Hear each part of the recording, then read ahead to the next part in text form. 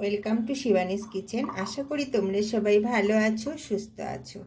তো আজ আমি বানাতে চলেছি ইলিশ মাছের পাতুরি। তার জন্য একটু হলুদ আর একটু নুন দিয়ে নিলাম।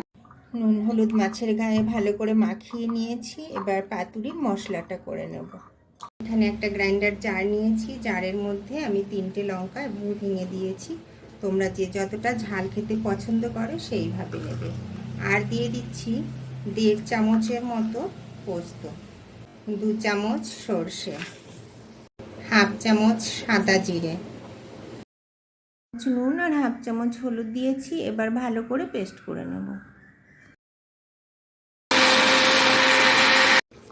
দেখো এরকম হবে পেস্ট।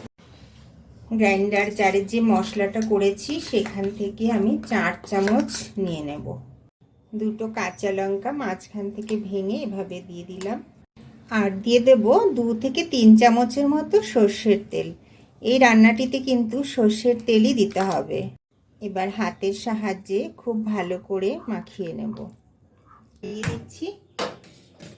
আর কলা পাতাগুলো না আমি আগে থেকে কেটে ভালো করে ধুয়ে নিয়েছি। এবার এটা একটুখানি সেঁকে নেব, তাহলে হবে কি কলা পাতাটা নরম হয়ে যাবে। আমি যখন মাছটা ফোল্ড করব তখন ফেটে যাবে না। খুব ভালোভাবে নিজের পছন্দ মতো বা সুবিধা মতো আমি ফোল্ড করে নিতে পারবো। দেখো এটা অনেকটাই নরম হয়ে গেছে। এইভাবে আমি বাদ বাকিগুলো সেঁকে নেব। তো পাতুরির পাতা তো রেডি করে নিয়েছি, আর মাছও বেশ ভালোভাবে মেরিনেট হয়ে গেছে। এবার পরবর্তী স্টেপে যাব। কলা পাতা নিয়ে নেব, এরপর একটা মশলা মাখানো মাছ নিয়ে নেব, অর্ধেকটা লঙ্কা দিয়ে দেব, আর কিছুটা মশলা মাছের উপর থেকে দিয়ে দেব। আর কোনো কিছুই দেবার দরকার নেই। এবার এইভাবে মাছটাকে কভার করে পাতাটা ফোল্ড করে নিতে হবে, আর অপর দিক থেকেও এইভাবে ফোল্ড করে নিতে হবে। দেখেছো পাতাটা কতটা সফট হয়ে গেছে সেঁকে নেওয়ার জন্য। এবার এভাবে একটা ফোল্ড করব, তারপরে এভাবে এবার একটা সুতো দিয়ে বেঁধে নেব যাতে ফোল্ডটা খুলে না যায়। দেখো এভাবে আমি সব মাছগুলো রেডি করে নিচ্ছি পাতায় মুড়ে।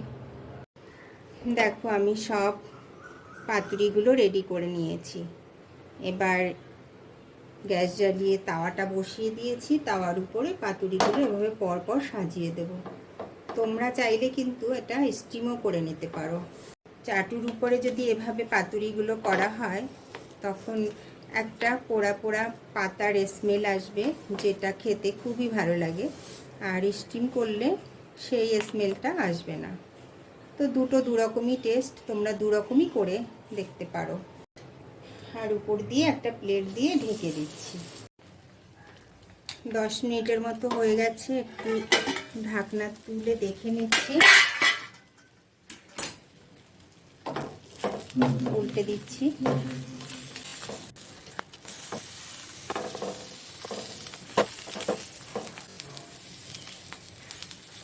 এই সাইডটা মোটামুটি হয়ে গেছে, এবার উল্টে দিলাম।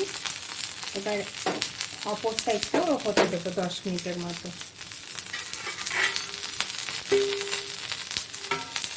আবার ঢেকে দেবো।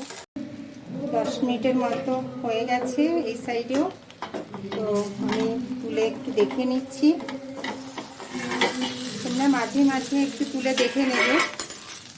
রান্নাটি স্টেপ বাই স্টেপ ফলো করলে দেখবে খুব সহজেই অনুষ্ঠান বাড়ির মতো ইলিশ পাতুরি বাড়িতেই বানাতে পারবে। তো আমার পাতুরি পুরো রেডি। গ্যাসের ফ্লেমটা বন্ধ করে দিচ্ছি। দুপুরবেলা গরম গরম ভাতের সঙ্গে এরকম একটা পাতুরি হলে আর কোনো কিছুই লাগবে না। দেখো বন্ধুরা, আমি পাতুরি একটা প্লেটে নামিয়ে নিয়ে এসেছি। আমি একটা পিস তোমাদেরকে খুলে দেখাচ্ছি, তাহলে বুঝতে পারবে যে কত সুন্দর হয়েছে।